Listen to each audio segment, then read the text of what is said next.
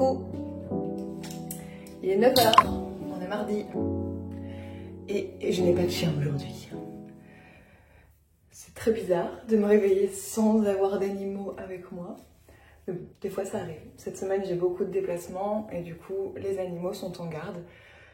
C'est pas mal, hein? Je me suis fait des nattes hier pour... on voit que c'était pas les mêmes nattes. Bon, c'est pas grave. Pour essayer d'arranger un petit peu mes cheveux. C'est plutôt pas mal. Aujourd'hui, du coup, ça va être une journée plutôt normale. J'ai pas mal de choses à préparer pour des réunions à venir. Et puis, il faut surtout que je prenne ma route ce soir pour aller chez mon amie qui vit à Lille, puisque c'est elle qui va m'héberger pendant les 3 prochains jours. Je vais vous emmener avec moi, puis on va bien voir ce qui ressort de cette journée ensemble.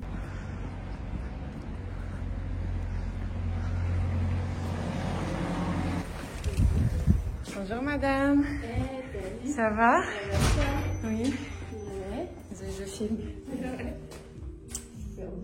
Ouais.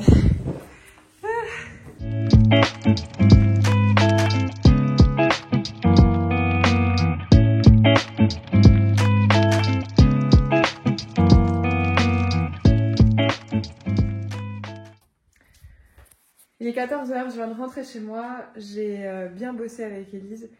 C'était très cool de discuter de tout ça. J'ai hâte d'être jeudi soir pour pouvoir commencer à rencontrer les personnes qui sont intéressées par le projet. On a pas mal de femmes qui nous ont répondu présentes, donc ça c'est chouette. Mais là pour l'heure, c'est pas le sujet. Je voulais juste reprendre la caméra parce que j'ai intitulé la vidéo qui va sortir, enfin la vidéo d'hier. J'ai intitulé la vidéo d'hier « Kiffer être nul ». Et je crois que j'ai besoin d'un petit peu échanger autour de ce titre. J'ai appelé cette vidéo « Kiffer être nul » parce que je me suis rendue à l'évidence qu'en fait c'est de ça dont parle la vidéo. C'est du fait d'aimer le processus de la nullité. Aimer ces moments où on se sent super nul. Je l'ai répété au moins, je pense, dans chaque vidéo que j'ai faite, que j'avais l'impression d'être nulle. Et c'est quelque chose qui est souvent dans ma tête, l'impression d'être nulle. Et sauf que souvent, et très souvent, c'est même pas sauf que, c'est très souvent, cette impression d'être nulle, elle est accompagnée d'émotions pas hyper cool. C'est quand même super désagréable de se dire qu'on est nul à quelque chose. Et je crois qu'en fait, tout l'enjeu, c'est d'apprendre à apprécier le fait d'être nul. C'est se rendre compte que la nullité fait partie du processus, que c'est normal d'être nul à quelque chose qu'on commence à faire. Et qu'on a plutôt intérêt à se rendre compte de ça et à l'embrasser, dans le sens embrace it. Parce que, en fait, si on n'aime pas être nul et qu'on supporte pas l'idée d'être nul, on abandonne. C'est mon problème, hein. Le problème que j'ai notamment avec le piano, c'est que comme je me sens nulle, j'y vais pas, je laisse tomber. Et donc plus j'y retourne et plus je me sens nulle parce que je travaille pas assez le piano pour pouvoir ne plus être nulle. Idem pour chanter. Alors je me trouve pas nulle à chanter, mais je sais que j'ai beaucoup de travail et du coup sur certaines chansons je me sens vraiment comme une grosse merde. Et du coup je ne vais pas les chanter, je vais pas les travailler, je vais pas faire ce qu'il faut pour ne plus me sentir nulle. Et en fait, ce qu'il faudrait, c'est aimer, apprécier, c'est changer notre idée de la nullité. Plutôt que de le voir comme quelque chose qui nous écrase et qui nous enlève de la valeur, plutôt le voir comme une expression de notre humilité. Oui, je suis nulle, mais c'est pas grave parce que c'est parce que je suis nulle que j'apprends et que je m'améliore et que je prends le temps de faire les choses correctement. Et je crois que c'est ça ce que j'ai voulu dire à travers mes mots d'hier, c'est que je dois accepter d'être nulle, que je dois accepter et que c'est cool et que ça peut être cool d'être un peu nul en fait. Je sais pas, j'ai l'image des enfants par exemple quand ils commencent à marcher, ils sont un petit peu branlants et ils marchent pas très droit, ils font des trucs un peu chelous avec leur petit corps.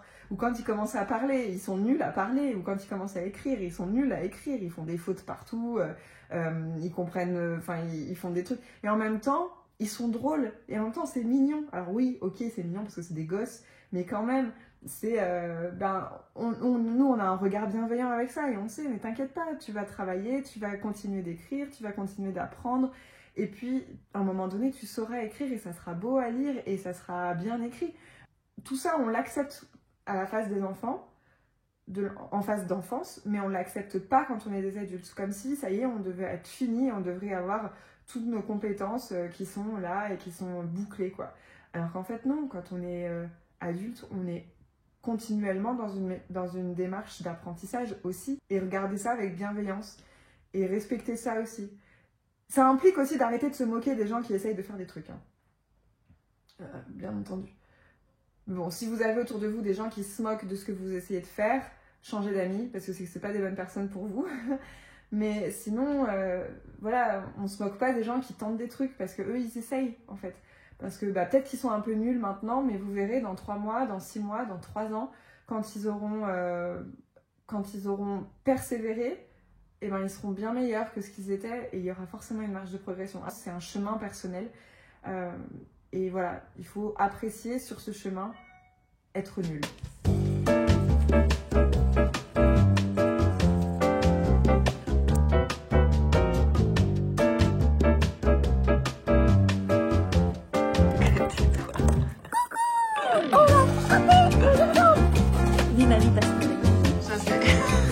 C'est encore ça.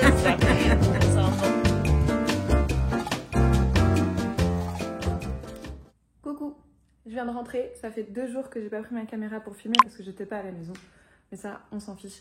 J'avais envie de reprendre le sujet sur le fait d'être nul. J'ai terminé de vous parler, je vous disais comment est-ce que apprendre à apprécier être nul faisait partie du processus. Vous savez, j'ai regardé ce qui s'est passé pendant ces 3 jours où j'ai pas pris la caméra et où en même temps je me demandais avec ma tête qu'est-ce que j'allais bien pouvoir vous raconter pour terminer cette vidéo que j'avais pas encore finie. En fait, j'ai repensé aussi en parallèle aux messages que vous m'avez laissés, certains, sur les dernières vidéos que j'ai postées, qui étaient absolument imparfaites. Et il y a une personne qui m'a dit « T'as l'air d'avoir des choses très intéressantes à dire, mais malheureusement, c'est pas forcément très bien emballé pour ces réseaux. » Et c'est exactement ça. Je lui ai répondu, c'est exactement ça. J'ai des choses à dire, je sais que j'ai des choses à dire, je sais que j'ai des choses à partager, mais je maîtrise pas la manière de les emballer pour ces réseaux. Et en même temps, il y a une partie à l'intérieur de moi qui n'a pas vraiment envie de suivre l'emballage, le packaging qu'on est censé suivre aujourd'hui pour fonctionner sur les réseaux sociaux. Et c'est ce que j'écrivais dans le message. Et en même temps, en parallèle de tout ça, depuis 2 jours, on me parle de robots, on me parle d'IA, on me parle du futur. J'ai discuté avec mon ami, j'ai discuté avec différentes personnes depuis 2 jours. J'ai lu des choses, j'ai entendu des choses et encore une fois, je viens de tomber sur un post qui parle de l'IA et des robots. Et en fait, s'il y a une chose dont je suis la plus certaine, c'est que d'ici quelques années, on va chercher l'authenticité, on va chercher le truc imparfait, on va chercher le truc qui sort de l'ordinaire. Et l'ordinaire, ça sera devenu quoi? Ça sera devenu les contenus créés par l'IA, les contenus léchés pour le marketing. Et à chaque fois, on fait ça. Quand il y a une nouvelle tendance qui arrive, c'est pas juste une nouvelle tendance, c'est parce qu'il y a un mec ou une nana qui a décidé de faire les choses autrement. Et des fois, ce autrement, ça veut juste dire revenir à quelque chose qui existait avant, mais qu'on a perdu de vue. C'est juste faire les choses à sa manière, sans forcément suivre les tendances qui sont en cours au moment où la personne se lance.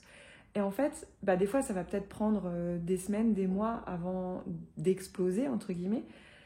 Mais ce qui va se passer, c'est que la personne va suivre son propre chemin et les gens, en voyant que c'est différent de ce qui est fait d'habitude, vont se dire « Ah, mais ça, c'est vachement bien, je veux plus de ça. » Et du coup, comme ça va marcher pour cette personne-là, il y a d'autres personnes qui cherchent à créer du contenu, qui vont regarder ce que cette personne fait et vont se dire « Putain, ce qu'elle fait, elle, c'est vachement bien, je vais faire pareil parce que c'est ça qui fait que les gens la suivent. » Et du coup, on va se retrouver avec une nouvelle tendance de trucs à suivre.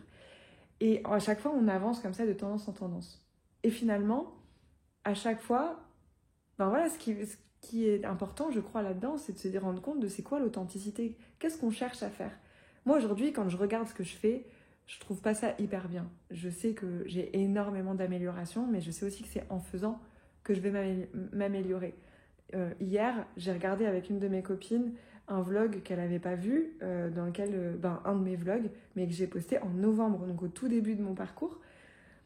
Et franchement, j'étais cringe devant la vidéo. Je me disais, mon Dieu, c'est pas possible, je parle trop, il y a des trucs, on se fait chier. C'est pas possible, en fait, je peux pas continuer à faire ça. Et ok, je peux pas continuer à faire ça de cette manière-là. Ce que je veux dire, c'est que c'est aussi cette part d'authenticité qui fera, si à un moment ça intéresse d'autres personnes, que ces personnes vont continuer de me suivre. C'est parce qu'il y a ce côté complètement authentique et un petit peu hors de ce qu'on nous apprend à faire, de ce qu'on nous demande de faire. Et ok, aujourd'hui, ça fonctionne pas. Et en fait, je m'en fous parce que comme je vous l'ai déjà dit, ça fait 10 ans. Enfin, je m'en fiche en fait de savoir si ça fonctionne ou ça fonctionne pas. Tout ce que je veux, c'est moi réussir à faire quelque chose qui me plaît, moi réussir à faire quelque chose qui m'amuse et moi réussir à progresser dans quelque chose. C'est vraiment pour ça que je fais les choses pour l'instant, et notamment ces vidéos.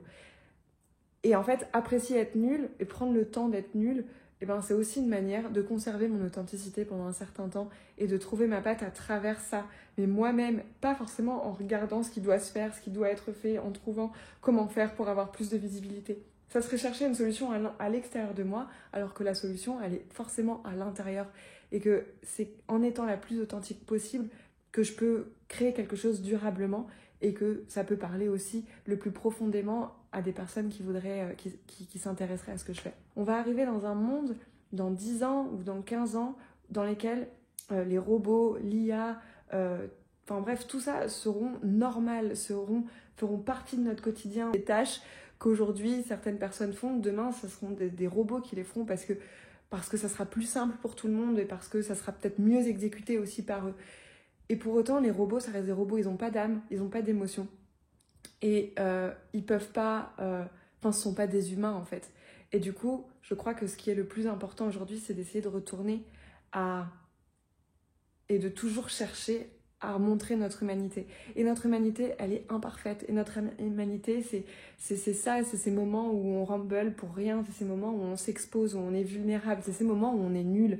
C'est notre stade débutant, c'est notre imperfection, ce sont nos émotions qui vont faire qu'on va se reconnaître entre humains et qu'on va apprécier se suivre entre humains aussi. Je suis pas contre le progrès et tout ça, pas du tout, mais par contre je pense que c'est aussi une opportunité pour que nous, humains, on se remette au centre de tout et qu'on accepte nos failles d'humains en fait, et qu'on les sublime peut-être à travers tous ces contenus que l'on peut faire et qui sont absolument imparfaits.